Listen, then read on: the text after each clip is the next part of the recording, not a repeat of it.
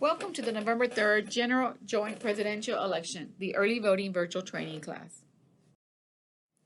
Election information. October the 5th will be the last day for anyone who is not registered already to register to vote for this election, or if anyone needs to do a change of address, you may do so by October the 5th. Mail ballot information. October the 8th will be the last day for a voter to hand deliver their application for a ballot by mail at the elections office located at 1520 Round Table Drive, Dallas, Texas 75247. October the 23rd will be the last day to request a ballot by mail application. Applications must be in our office no later than 4:30 p.m. Where can I get an application for a ballot by mail? Well, a voter may request one in person at the elections office during the hours of 8 a.m. till 4:30 p.m., Monday through Friday. They can call the elections office at 469-627-8683 to request an application, and one will be mailed to him or her. Or they can go to our website, dallascountyvotes.org, upload it, print it, and send it to our office. Emergency ballots may be requested on or after October the 22nd with an emergency application and a signed statement from the doctor and the voter. Voters who live in any other county other than Dallas must vote in their respective county. This is a general and joint election. There are two bond elections. There is limited ballot, a presidential ballot, and write-in voting for two different races. Due to the COVID-19 pandemic, the May election was postponed to this current November 3rd election. For that reason, there are 18 cities on the ballot and 12 school districts as well. Please be aware that both Dallas ISD and Ferris ISD are both holding bond elections. Senate Bill 637 requires that an entity holding an election to post a copy of their election order in a prominent location at every early voting and election day polling place. A binder will be provided regarding all the entity bond notices. Each location will be required to place a binder on the qualifying table or on the resolution table to inform voters about their bond.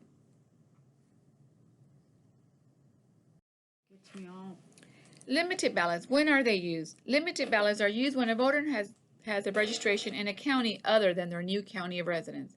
Limited ballots are only an option during early voting. They cannot be used on election day.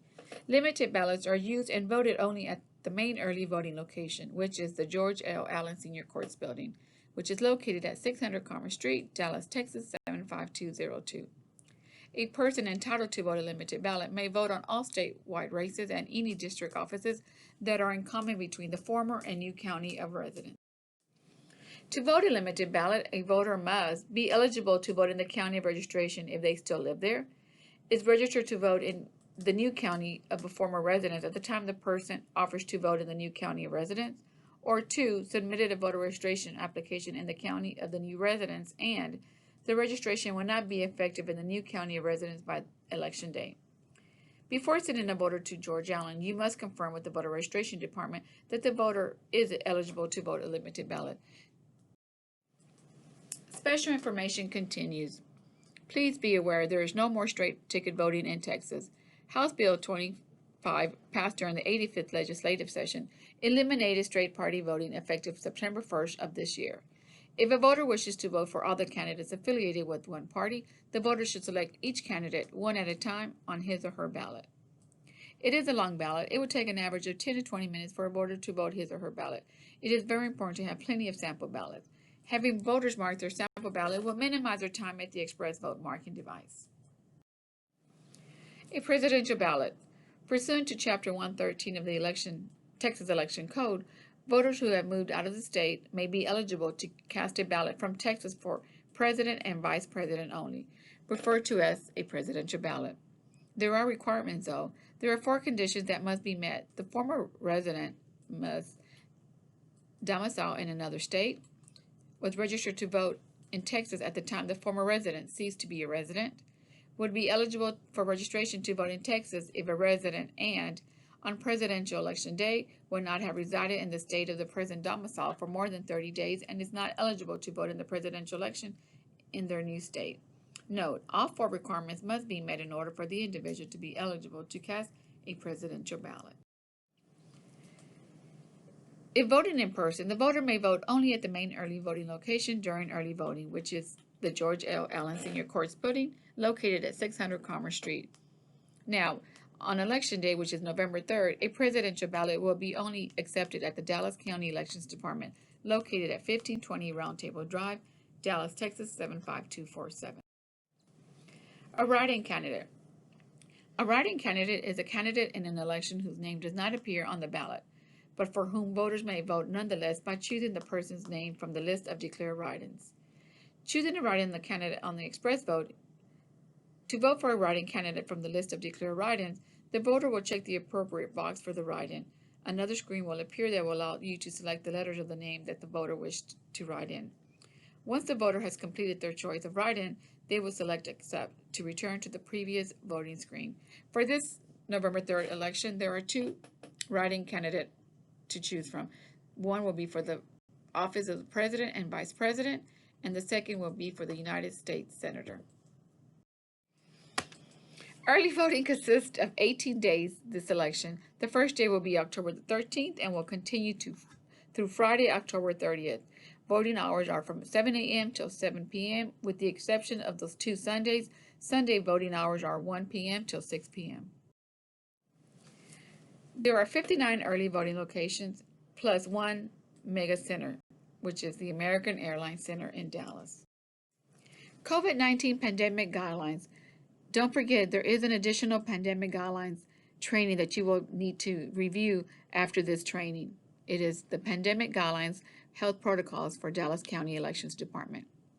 Due to the court order dated 9/01 of 2020, every election officer is required and must wear a mask or face covering while working inside a polling location. It is mandatory. Again, don't forget to review the Pandemic Guidelines Health Protocols for the Dallas County Elections Department.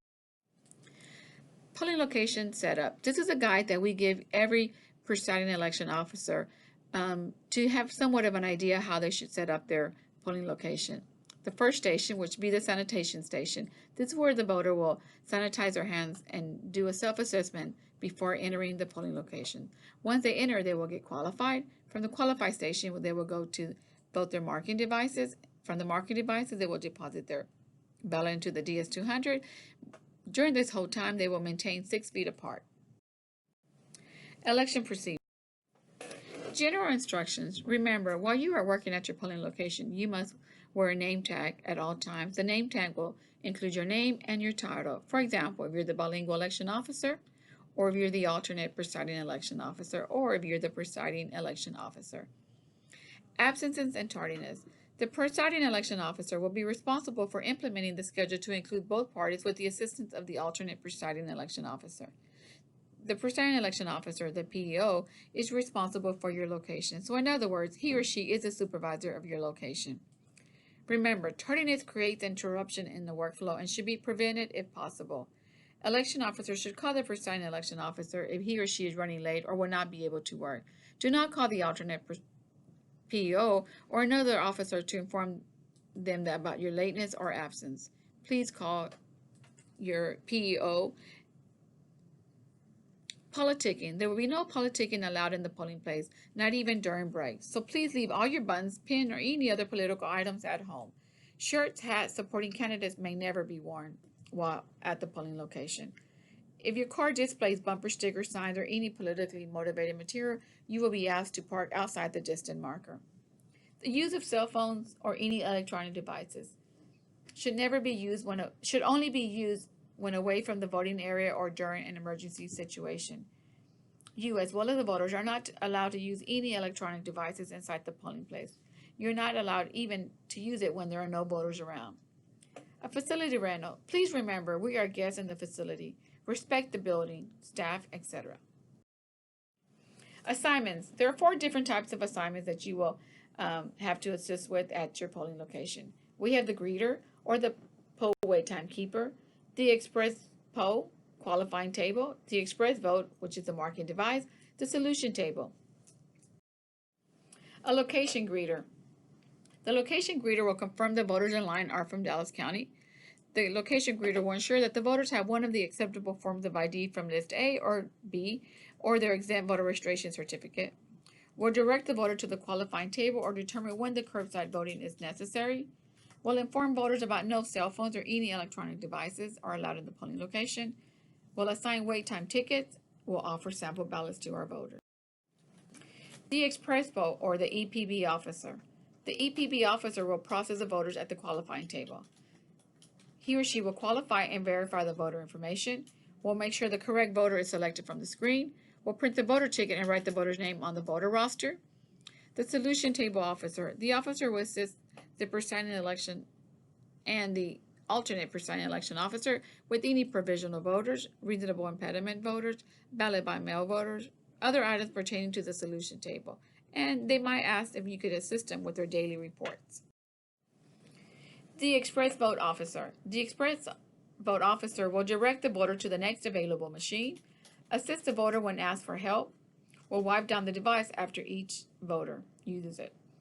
The DS200 tabulator. This officer will assist the voter if needed, will make sure the voter ballot gets accepted, and will collect the styluses as the voters are exiting. Election process and review. We will review types of voters. We'll review the daily reports and forms in case you are asked to assist. And the final, we will see all the activities in the vicinity of the polling place. Notice of total number of voters. This form will be required to be posted at the main entrance door to your polling location. The presiding election officer will post the total number of voters during the 2-hour interval beginning at 9:30 and continuing to 5:30 p.m. This way, anyone wishing to know how many voters have voted during that segment of time may find out by that posting that sign. Unlawfully revealing information before the polls close. It is unlawful for you to reveal any information regarding any voter who has voted at your location. For example, if a voter wants to know, can you tell me if my mother voted today? Well, unfortunately, we are not allowed to reveal that information. You can tell the voter they may go to our website the following day after 10 o'clock, and they may view who has voted at your location. Revealing any information to any voter during election time is a Class A misdemeanor. A voter roster is part of the daily form that your PO will be responsible for turning in every day. He or she may ask you every morning to assist in completing this form. It's very easy. All you have to do is fill out the early voting location, the PEB number, the date of the report, and the name of the election. After that, every person who's working each qualifying station will be required to write in the name of the voter, including the precinct and ballot style, and if it was a similar name or not. These will be picked up at the end of the night, and your judge will turn them in to the ballot board. Voter meets identification requirements. Dallas County Elections Department, as well as the whole state of Texas, has acceptable forms of credentials and additional photo ID options for a voter to vote in person. There are 2 lists. List A is state and federal acceptable photo ID options. List B are additional options for voting if a voter does not have an approved photo ID from List A. Now remember, don't forget to review the additional training videos as a continuation from this training. It will be called the Photo ID presentation. Qualifying and processing voters. You should not compare the address on any ID from List A or List B to the address on the list of registered voters. They are not required to match. However, we do have to ask the voter, do you still live on Main Street, for example, or do we have your current address? An election officer may not refuse to accept a voter's documentation because the address does not match. Doing this is a violation of the law. Qualifying and processing voters. Remember, voters should be asked if they have possessed one of the acceptable forms of photo ID or a permanent exemption. If the voter states that they have obtained an acceptable form of photo ID, but they did not bring it to the polling place, the election officer should explain that the voter may have 1 or 2 actions that they can take. First, the voter may leave the polling place and return with their acceptable form of ID. At this time, you would tell them the days that were open, the hours of voting, so they would know when they can return. The voter may cast a provisional ballot if they don't want to return. However, the voter will still have to come to the voter registration office within 6 calendar days of the election day and present an acceptable photo ID if they would like their ballot to be counted. If the voter answers yes, this confirms that the registration records are up to date, and the voter should, after providing an ID from List A or B, while completing and signing the reasonable impediment form, election officers will still need to determine if the names on our list of registered voters, or the OLRV, and the ID are exact, similar, or too different to accept for voting. B. Voters with identical matches proceed as usual. Voters with similar name will need to be asked if they would like to change it to match our files. Follow the process on the Express Vote ePoll book.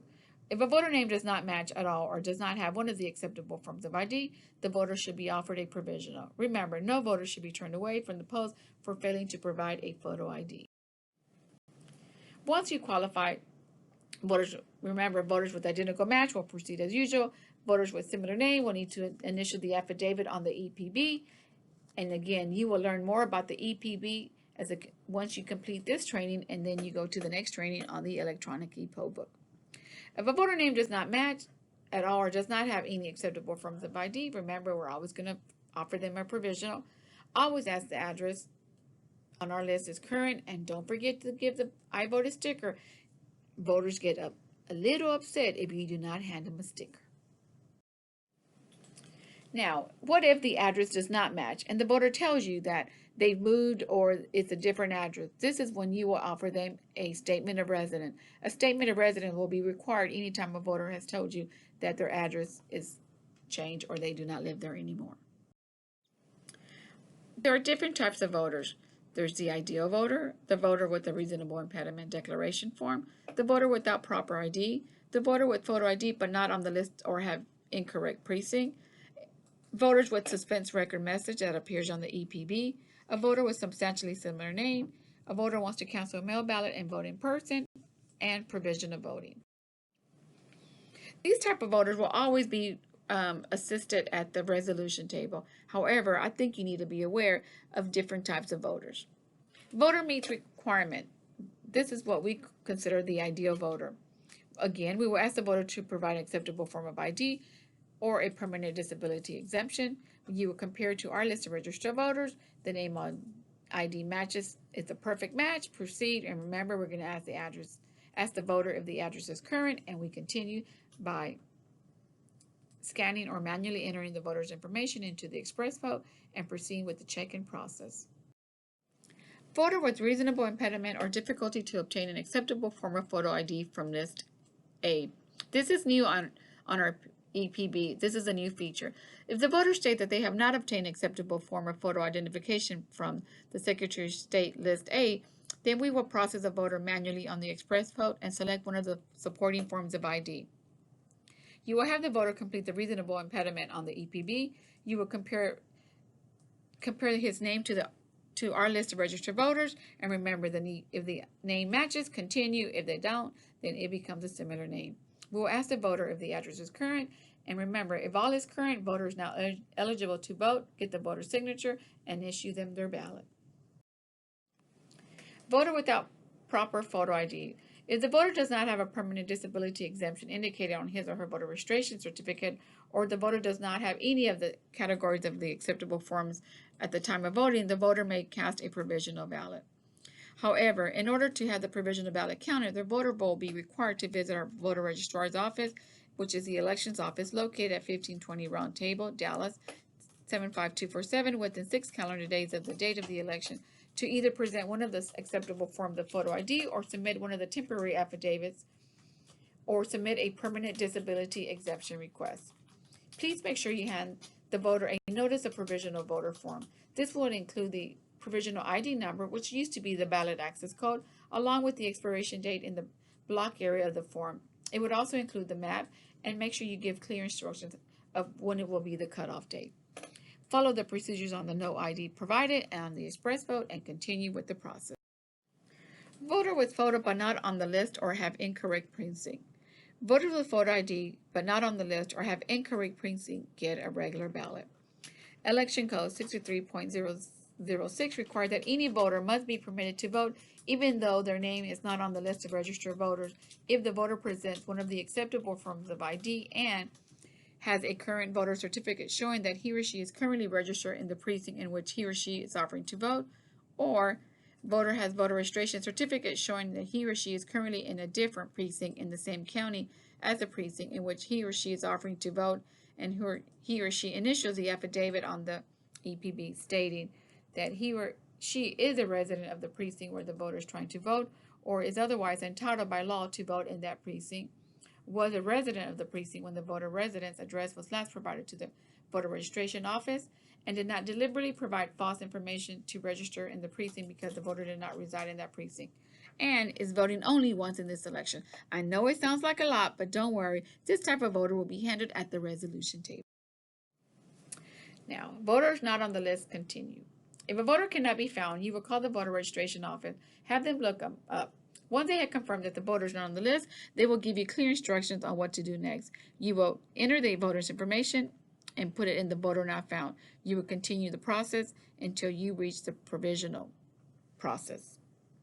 But again, always make sure if you cannot find a voter, you will always make sure with the voter registration office before you process this voter as a provisional voter. Suspense record message appears on the EPB or the SOR. Anytime you see this, a voter must complete a statement of residence prior to voting. If the voter still resides in the county of registration, note, the voter may only vote a regular ballot if the address the voter lists on the SOR is still within the same county and within the boundaries of the political subdivision holding the election. And remember, if a voter states that they have moved, they will also be required to complete an SOR form. Remember, the statement of residence is green. And the voter must provide the current ID, and if the statement of residence card is not filled out completely, the voter's name will remain in suspense. A voter with substantially similar name. This is a new feature on our ePoll book. After the voter presents their ID, you will compare it to see the name on their ID compared to the list of our registered voters. If the name does not match exactly, but is substantially similar to the name on the list of registered voter, the voter will be permitted to vote a regular ballot as long as the voter initials the affidavit stating that the voter is the same person on the list of registered voters. You will begin to process the voter by scanning or manually entering the voter's information on the EPB. As a voter, they would like to update their voter registration information to match their photo ID they presented. If they choose to update, then you can continue. If they say no, they decline, they don't want to update it, this will not prohibit them from voting a regular ballot. What is a substantially similar name? Remember, you will get more training on this in the photo ID training, which will you continue to do after this training. So slightly different. Nancy with an I is on her list of registered voters, but on her ID, she has Nancy with the Y. That could have been a typo on our end or on her end. Would she be accepted? Absolutely. Customary variation. Enrique B. Gonzalez is on one form, and on the other form, he has Henry B. Gonzalez. Would Mr. Gonzalez be eligible to vote? Absolutely. What is common in both names? The initial B and the last name Gonzalez. Initial, middle name, and former name. Mr. Robert A. Hurt Sr. is on one form, and on the other form, he only has Robert Hurt. So, would Mr. Hurt be eligible to vote? Absolutely. What is a common denominator? Robert Hurt. Maybe an initial or name is on a different field. For example, Tony Pippins is listed on one form, but on the other one is Tony Pippins-Pool. Would she be eligible? Absolutely. What is the common denominator? Tony Pippins. A voter wants to cancel their annual ballot by mail and vote in person. A voter is allowed to cancel his or her application or ballot to vote by mail and vote in personal appearance at any early voting location by completing the ballot cancellation form and surrendering his or her ballot to the presiding election officer. Remember, a voter must surrender their ballot in order to be issued another standard ballot.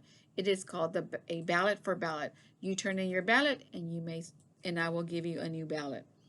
After the cancellation form has been signed and the ballot surrendered, the voter will be able to cast an in-person ballot. Remember, the mail ballot must be removed from the system before he can vote in person. If they receive their ballot and fail to bring it to the polling location, then unfortunately they will have to go back home and retrieve it and surrender it when they return. If a voter refuses to return home to retrieve their ballot, the voter will have to vote a provisional ballot. A voter who does not have either the ballot to surrender or a notice of improper delivery may only vote a provisional ballot. When the voter requests to cancel the application for a ballot by mail, this form must be completed. It is a green form, and there's only two different sections that the voter has to complete. If the voting is surrendering their ballot section, voter has mail ballot is where he or she will fill it out. If the voter does not have their mail ballot, the second section where it says voter does not have a mail ballot will need to be completed. This form will be stapled to their ballot and turned in every day during early vote. What should a voter do if they received a ballot by mail but did not request one. Well, voters should contact the elections department and inform them that they received a mail ballot and did not request one. They can call our office to report a complaint, or they can email their complaint to the websites listed, or they can fax their complaint to the number listed. If a voter received a mail-in ballot and did not request one, the voter should keep the mail ballot and not dispose of it. Voters can cancel the mail-in ballot and vote in person two different ways. Remember, the voter may surrender their ballot at the polling locations during early voting and election day, or they can also surrender it at the elections office located at 1520 Round Table. The elections office will cancel and adjust their files so the voter can vote in person. If a voter needs to cast a provisional ballot due to the voter having disposed of that ballot, a special process will be put in place at the early voting locations and election day. Ballot by mail, important information. On July 27th, Governor Abbott issued a proclamation suspending certain provisions of the Texas Election Code for the November 3rd election. In the proclamation, Governor Abbott suspended a portion of Section 86.006 to allow a voter to hand-deliver their marked ballot to the early voting clerk's office before Election Day. So when can a voter hand-deliver their marked ballot? A voter can deliver their ballot any time after the voter receives their ballot until 7 p.m. on Election Day. Even during the extended hours of early voting schedule, the early voting clerk will be open during the same hours of early voting. Remember, the elections office is located at 1520 Round Table Drive, Dallas, Texas 75247. Who can hand deliver a ballot? Well, only the voter who voted the ballot can hand deliver their ballot. The voter must present an acceptable form of identification when delivering their ballot. Remember, a voter may use an item from List A or List B upon delivering their ballot. What does the voter need to give to the early voting clerk's office? The voter must sign their carrier envelope as if they were preparing to do so as if it was being mailed. The marked ballot must be enclosed in the carrier envelope. The carrier envelope must be signed as the ballot will be sent to the early voting ballot board to verify the voter's signature pursuant to Section 87.041. Curbside voting, what is it? Well, if a voter is unable to enter the polling place without assistance or the likelihood of injury, he or she may be assisted at curbside. Or if a voter has signs or symptoms of COVID-19, the voter may also request curbside voting. A curbside kit should consist of a shield, a face covering, but you already are wearing one, gloves if you wish to use them as you're assisting the voter, stylus, secrecy envelope, and don't forget the sanitized bottle. 2 election officers, one from each party, should assist the voter at curbside. Once the voter has been qualified on the EPB, the officer will return inside and print the voter's activation card. They will roll out the express vote card. They will have the voter vote their ballot in privacy. Then they will have the voter place the voted ballot into the secrecy envelope. And then the 2 officers, one of them will deposit the ballot into the DS200 while the second person just observes. The VHRC, the Variable Height Curbside Card, this is new, has just been purchased for early voting. This will assist the officers who are assisting a voter at curbside, make it go smooth and much easier for the officers. This card that adjusts per height can assist voters who are driving a sports car or a monster truck. It moves up and down, pivots to the left and pivots to the right. It's real easy. Always make sure that you use both hands when you're operating this device. Provisional voting. Remember, there are reasons for voting provisional. Maybe a voter failed to present one of the acceptable forms of identification or voter certificate with the E-exemption. Maybe the voter's not on the list of registered voters. Voter on list, but register in another precinct. Voter on the list who voted by mail, and voter has not canceled their mail ballot application. Voting after 7 p.m. due to court order. Voter on list, but registered residents outside the political subdivision. Registered at the Department of Public Safety. And always remember, if this is the case, always ask the voter when and where did they register at. Other is number 8, and you must explain. Once it is determined that the voter will need to vote a provisional, a voter will complete the affidavit for a provisional ballot envelope. They will make sure the voter signs his or her name on the correct line. The election officer will complete the portion on the affidavit of the provisional ballot and check the reason why the voter is having to vote provisional. You will check the box saying if the voter presented an acceptable form of ID or not. The presiding election officer enters the information on the provisional receipt, follow the steps on the express vote for the provisional voter, and continue.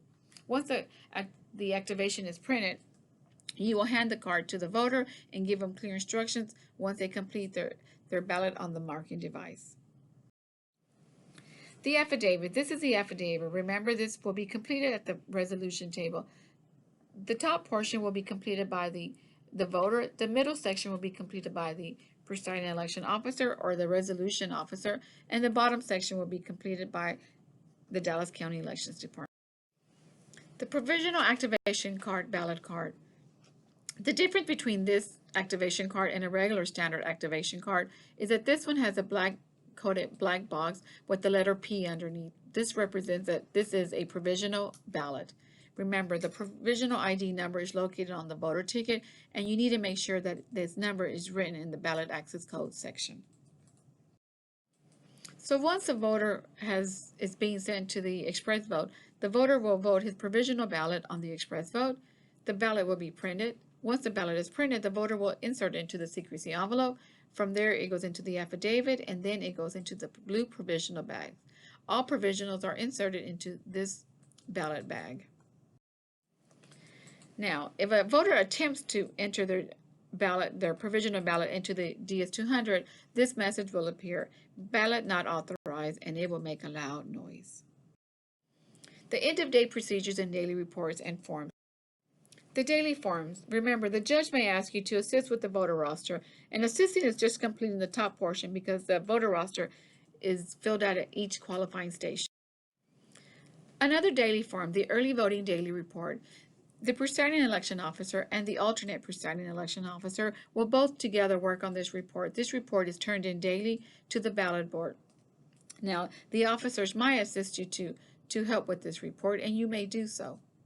Again, completing section 1, completing section 2 must always match as the numbers of voters who have voted at your location every day. The register of ballots mutilated or defaced. This is another report that your judge will fill out if they have any spoiled ballots. Again, they may not ask you to complete this, but you should be aware of what the form consists of. Another daily form, the record of early voting seals. This report is also completed by the presiding election officer and the alternate. They will record the daily seals to make sure that the seals are not tampered or broken. The ballot and seal report. This report is only done on the last day of early voting. Again, the presiding election officer and the alternate will work on this report together. This will reconcile all the ballots that were issued, that were voted, and not voted at the polling location. Daily forms continue. What does the officer turn in every day? Well, they turn in daily report forms, their configuration report, their voter tickets, their printed ballot totals from each express vote, their printed voter totals from each express vote, the provisional list, if they're used that day, reissue ballots, spoiled ballots, a continuation of the items listed below. Your presiding election officer will insert all their daily reports into this blue carrier envelope, or it might also be red. They will put a seal on it and turn it into the technician that will stop by and pick it up. And again, these will go to the ballot board for review. Activities in the vicinity of the polling place. Who's allowed into the polling place? Well, the early voting election officers, voters, of course, early voting technicians, minors if they're with their parent or guardian, assistants, including interpreters, poll watchers, state and federal inspectors, law enforcement if requested by a judge, and Dallas County elections officers and staff. Who is not allowed? Bystanders. A person may not be in the polling place from the time the presiding election officer arrives until the polls have closed. This includes spouses, family members, neighbors, etc., who have not been approved and declared to work as an early voting officer from Dallas County Elections Department. This is a Class C misdemeanor. Remember, no one can just come out and hang out because they want to observe of how a polling location is managed. Exception: candidates, if voting or conducting official business within the building and not within view or hearing of voters and not engaged as well in a campaign activity, may be inside the polling location.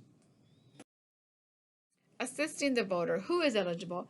Well, any voter who is physically unable to mark their ballot, any voter who cannot read the languages on the ballot, any voter who cannot speak English or communicate only with sign language and wants assistance in communicating with the election officials. What types of assistance are allowed? Reading the ballot to the voter, directing the voter to read the ballot, marking the voter's ballot as directed by the voter, directing the voter to mark the ballot, and serving as an interpreter. Who can assist any person the voter chooses, except the voter's employer, an agent of their employer, an agent of their voters' union? Candidates may assist, however, the voter must declare that the candidate is assisting the voter, which is he or she. Persons can provide assistance regardless of the fact that they assisted someone else, their residence, their citizenship, their voter registration status, their age. What if the voter doesn't choose their assistant? Well, that's when you, the election officer, will assist. And remember, in this election, one officer from each party must always assist the voter. Who else can be there? If the voter chooses an assistant, no one else may be present. If election officers are assisting a voter, poll watchers may be present to observe. An interpreter is also an assistant. If an assistant is also serving as an interpreter, the person is both the interpreter and the assistant. What does an interpreter or assistant need to do? Well, they need to take the oath of office. And remember, the oath has been modified to include a statement that the assistant is not the voter's employer, an agent thereof, or an officer of an agent of a labor union to which the voter belongs. You must ask the voter if they want the entire ballot read to them, and if so, you must instruct the assistant to do so. You cannot mark the ballot in any way other than the voter has indicated how they want the ballot marked. It is a Class A misdemeanor to do so another way than the voter has asked. When assisting the voter, the election officer should wear a shield along with his or her mask while providing assistance. If an election officer is assisting at curbside, he or she should also wear the shield. And remember, when you conclude the assistance, always make sure you wash and sanitize your hands.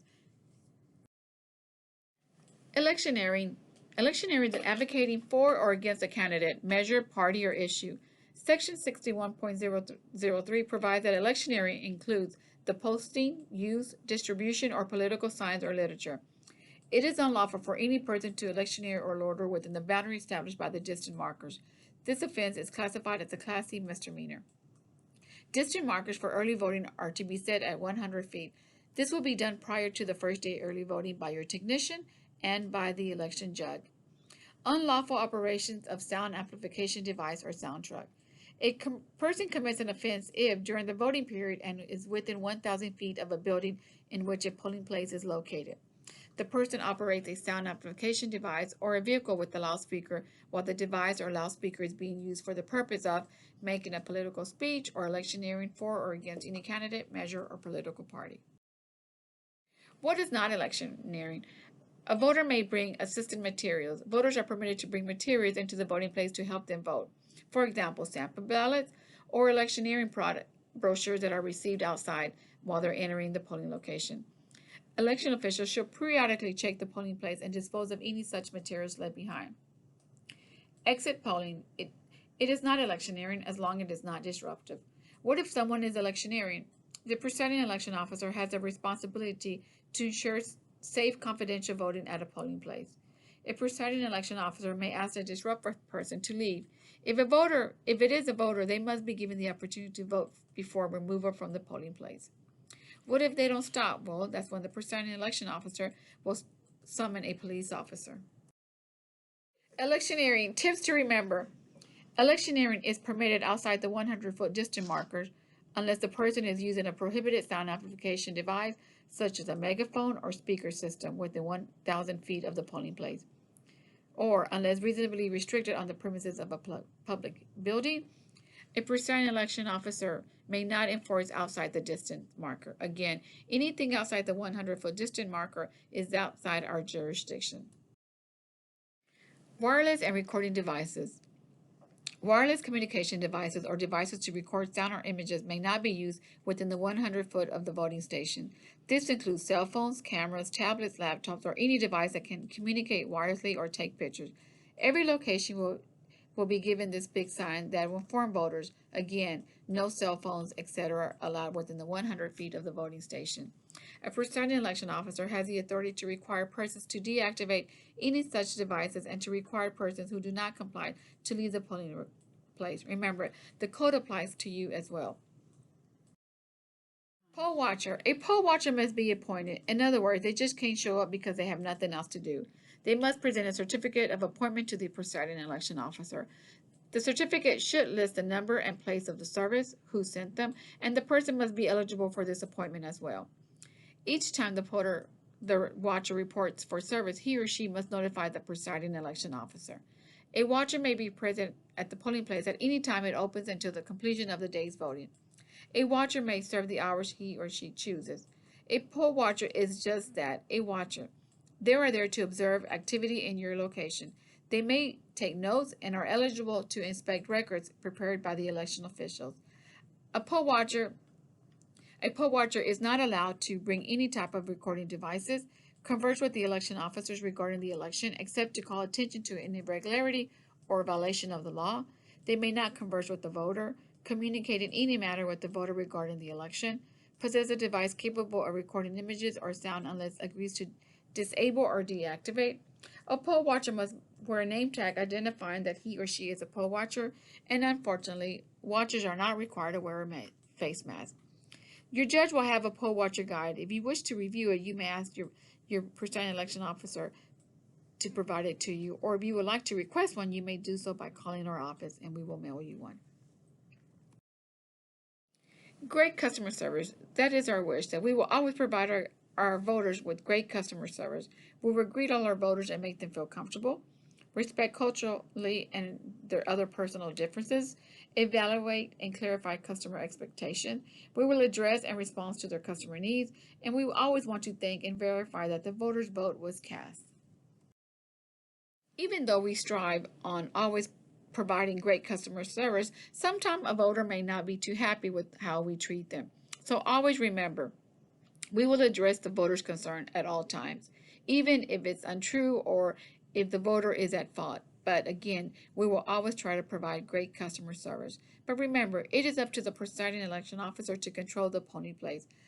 So if a voter has a complaint, they have options. They can request a complaint form at the polling location and or Dallas County Elections Department. If they request one from your location, there is complaint forms in your file box. The voter can also download the complaint form from our website. They can go to Dallas County Elections Department and to give a verbal complaint by calling our office. They can also write the letter and send it to our Dallas County Elections Department or to the Secretary of State. What if the complaint is about you, the officer, or the PO, or your location? You will get a complaint letter written against you. Always be aware, if the voter is going to write up a complaint against you or another officer, take notes. You more or less know when the voter is upset and is going to write a complaint. So write a quick summary of the incident. If time permits and you're not too busy, go ahead and write up your response, because you will be asked to give your response from the complaint received upon you or any other person at your polling location. Here are some helpful numbers in regards to the early voting department. Laura Granado, the early voting manager, and as well as Jacqueline Winchester and Anais Rodriguez are part of the early voting team. You may call any of these three ladies to ask a question regarding early voting. Bridget Allen is the payroll personnel. Anything pertaining to payroll, money, check, you may call Bridget Allen. Any question regarding voter registration, you may call the voter registration department. Any questions regarding ballot by mail, you can reach them at that number located. Dallas County Elections Department, if you have a question regarding another item, you may do so by calling our main number, which is 214-819-6300. If you want to visit our Dallas County website, you may do so by dallascountyvotes.org. If you have a question regarding our equipment, you may call the warehouse, or any questions pertaining to the Secretary of State. The Secretary of State's website is provided for you. Continue training. Please remember to review all the training videos listed below to continue with your required early voting training. The continuation consists of the photo ID, the Dallas County COVID-19 health protocols, electronic poll book, the list of registered voters, and the express vote, which is the marking device. I would like to thank you for your services as an election official. You are truly appreciated. And remember, get some rest, and we'll see you at the polls. It's a little safer.